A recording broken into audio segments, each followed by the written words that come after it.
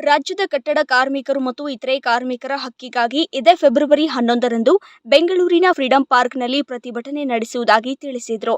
ನಗರದ ಸುದ್ದಿಗೋಷ್ಠಿಯಲ್ಲಿ ಮಾತನಾಡಿದ ಕರ್ನಾಟಕ ರಾಜ್ಯ ಕಟ್ಟಡ ಕಾರ್ಮಿಕರು ಮತ್ತು ಅಸಂಘಟಿತ ಕಾರ್ಮಿಕರ ಒಕ್ಕೂಟದಿಂದ ಜಿಲ್ಲಾಧ್ಯಕ್ಷರಾದ ಜಯರಾಮ್ ಸುಜೀತ್ ಸುದ್ದಿಗೋಷ್ಠಿಯಲ್ಲಿ ಮಾತನಾಡಿದರು. ದಿನಾಂಕ 11/2/2024 ಭಾನುವಾರದಂದು ಕಾರ್ಮಿಕರ ಹಕ್ಕಿಗಾಗಿ ಬೃಹತ್ ಪ್ರತಿಭಟನೆಯನ್ನು ಬೆಂಗಳೂರಿನ ಫ್ರೀಡಂ ಪಾರ್ಕ್ನಲ್ಲಿ ಹಮ್ಮಿಕೊಂಡಿದ್ದೇವೆ.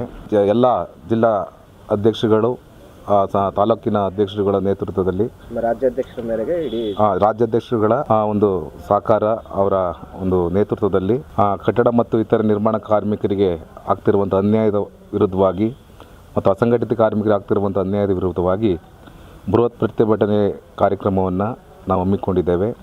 ಕಾರಣ, ಕಟ್ಟಡ ಮತ್ತು ಇತರ ನಿರ್ಮಾಣ ಕಾರ್ಮಿಕರು ಸಾಮಾನ್ಯವಾಗಿ ಬಡತನದ ಬದುಕಿನಲ್ಲಿ ಬದುಕುತ್ತಾ ಹೆಚ್ಚಾಗಿ ಅವಿದ್ಯಾವಂತರಾಗಿದ್ದಾರೆ.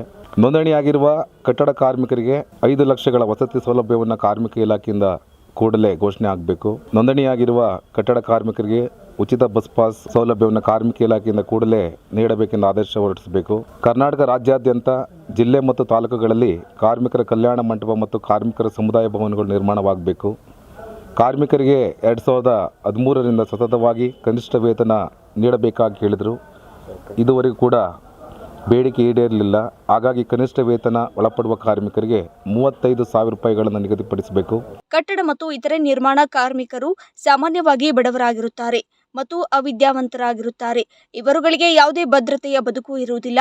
ಹಾಗಾಗಿ ಇವರ ಭದ್ರತೆಯ ದೃಷ್ಟಿಯಿಂದ ಕಟ್ಟಡ ಕಾರ್ಮಿಕ ಕಲ್ಯಾಣ ಮಂಡಳಿಗೆ ಕಾರ್ಮಿಕರ ನೋಂದಣಿಗೆ ಇರುವ ನಿಯಮಗಳನ್ನು ಸರಳೀಕರಣಗೊಳಿಸಬೇಕು ಹಾಗೂ ನಮ್ಮ ಬೇಡಿಕೆಗಳನ್ನು ಈಡೇರಿಸಬೇಕು ಎಂದು ಒತ್ತಾಯ ಮಾಡಿದರು.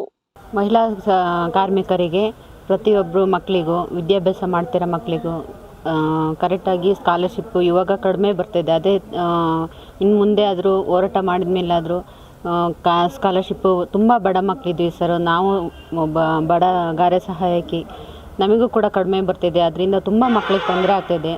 ಅದರಿಂದ ಸರ್ಕಾರ ಎಚ್ಚೆತ್ಕೊಂಡು ಆದಷ್ಟು ಮಕ್ಕಳಿಗೆ ಸ್ಕಾಲರ್ಶಿಪ್ಪು, ಬಸ್ ಪಾಸು ಮಾಡಿಕೊಡ್ಲಿ ಅಂತೇಳಿ ಮನವಿ ಮಾಡ್ತೀವಿ. ಸುದ್ದಿ 18 ಸದಾ ನಿಮ್ಮೊಂದಿಗೆ.